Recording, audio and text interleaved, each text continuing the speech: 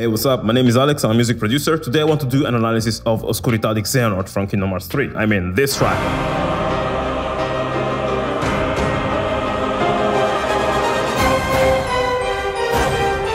So when you hear this, if you grew up just like me playing the Kingdom Hearts games, you just are hit with so many memories. And I love this track so much because it's representing 3 different incarnations of the villain. For each of the incarnations, there's a specific melody or whatever, and each one of these melodies are being played by different instruments as to represent the character itself. For Ansem, the main melody is being played by French horn and organ.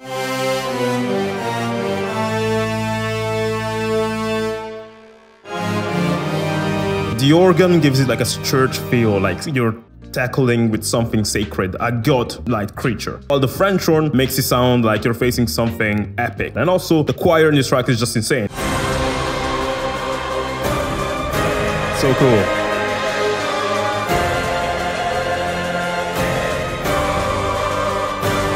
And then here. So, there's 2 voices. When you hear it, you only think of this voice. But there's more than meets the eye, obviously. Here, the choir sounds amazing because there's a second voice in the choir, which is playing some very interesting intervals. Intervals in music theory are the spaces in between 2 notes, and some of these intervals are very nasty. Check it out.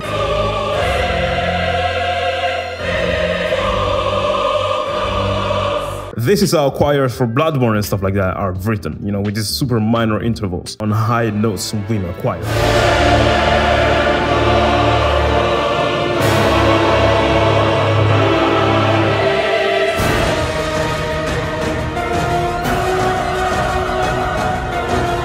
This track is written in such a way to never be boring. Every time they repeat a melody, they change a little bit of something. If you pay attention, you're gonna notice the first half of this melody is written in C minor. But then when it repeats, everything shifts like 2 semitones up, which means it went from C minor to D sharp minor. This already sounds more intense, but we're talking about a very important boss fight here, and the pathos of this moment is insane. So they went all out on the music, even putting details in the background like these strings going wild.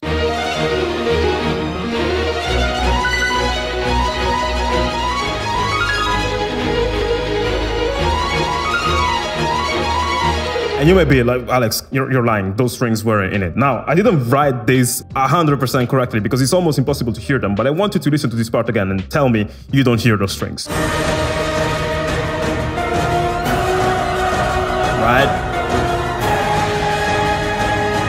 They're there.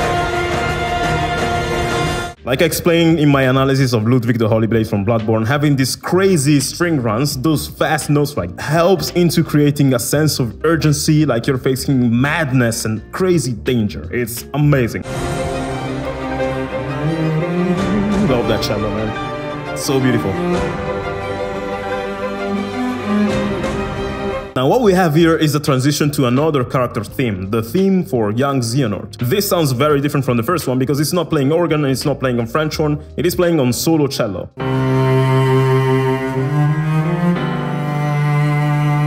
I love this theme a lot because it's playing on a smaller instrument which sounds actually more emotional and more refined than an ensemble of French horn blasting through. So if the first theme, like the Ansem thing, made me feel like we're fighting a powerful god, this makes me feel like we're fighting a powerful mind that should not be messed with, and maybe someone who has a very interesting backstory. This is called L'Impeto Oscuro, which is the theme for young Xehanort, the final boss fight in Kingdom Hearts 3 Drop Distance. In this version, there's a counterpoint with the violin that wasn't there in the original.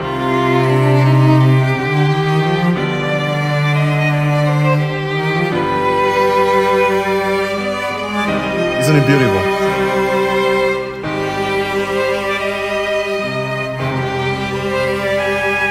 I know I have a thing for Bloodborne, but if you slow this part down, it's gonna sound like a tragic Bloodborne character theme, and it's super amazing.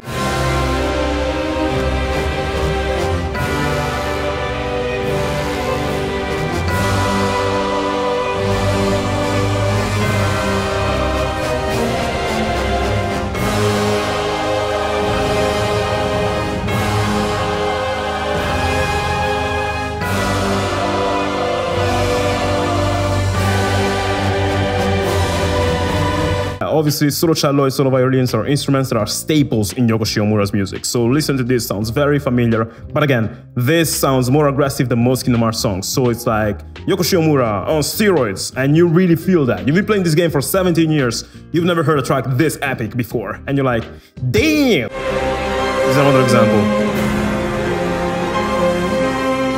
That piano chord progression is played in a way that Yoko Shimomura always does, like those double notes and those chords, little harmonies.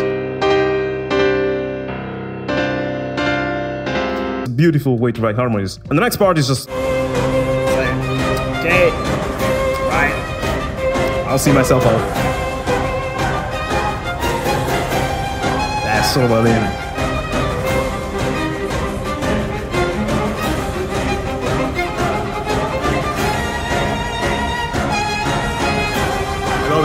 That solo violin execution is just crazy, but what I love the most is that if in the whole track we had an orchestra where it was like cluttered and there were loads of things happening, it was super epic, in this part what you have is mostly like the percussion and the strings and the choir doing.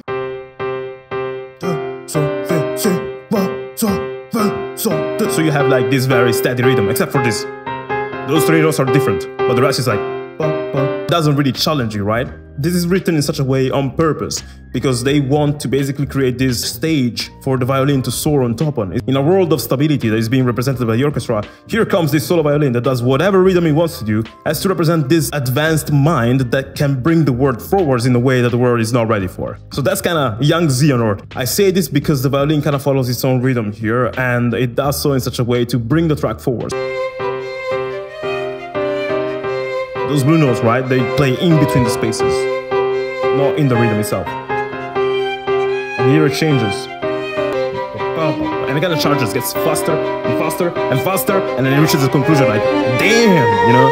It's very cool. I love it because it kind of sounds like, wow, young Xehanort is always one step ahead of us. And also this sort of like violin solo speeding up just feels dangerous. And here the way it ends is cool too, because we have this part playing on solo violins, but at the end when it does ba-da-da-da, it sounds suddenly huge because it went from a solo violin to a violin ensemble. Violin ensemble. And that's pretty cool, you know? And then now we move to Darkness of the Unknown, which is the theme for Xemnas. Again, like the percussion. Like imagine this super huge percussive guy playing huge drums. That's what's going on right now. And I love this part so much. That's one of my favorites. Why do I say this? Well, once again, this wants to represent one of the Xehanort's incarnation. This is Xemnas, the nobody Xehanort. He is the most conflicted of the trio. His is one of the only themes of the boss final themes in Kingdom Hearts that has a part that sounds soft, piano-only, atmospheric. But what I love the most about that part is that it's very reminiscent of another theme from Kingdom Hearts, which is the Organization 13 theme. This is Darkness of the Unknown.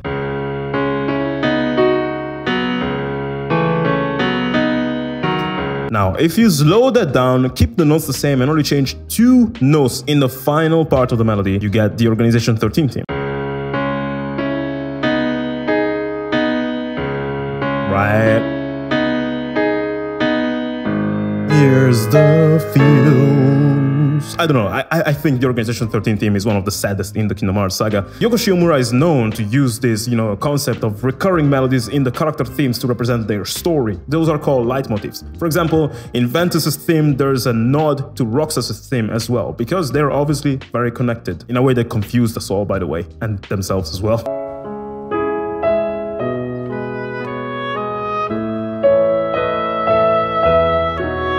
So this track basically has everything. We have the part with organs and French horn that makes you sound like you're facing like a divine god. You have the part where you're facing the human side of this person that's playing a solo cello and solo violins and whatever, and it sounds very refined and very smart. And then you have this part which is very emotional with the piano, and it's still very dark, but very emotional. Hearing all these melodies that we've digested over 17 years of playing Kingdom Hearts in one of the most epic moments in the saga really feels overwhelming. And in my opinion, this track is much better than the final boss track of Kingdom Kingdom Hearts 3. I just felt so much in this moment for so many reasons that, you know, sometimes I cannot say in one single video. But if you want to learn more about the secrets of orchestration in video game music, you should check out my Ludwig the Holy Blade analysis. Special thanks to Christian for requesting this video over Patreon. Every single month I have a thread there where you guys can ask me to review any video game track from any video game you like, and I will make one video about one of the tracks in the request thread of the month every single month. That's my way to thank you guys for the support I'm getting there, because that is what makes it possible for me to even keep this channel going. I will see you next time in the next video. Bye.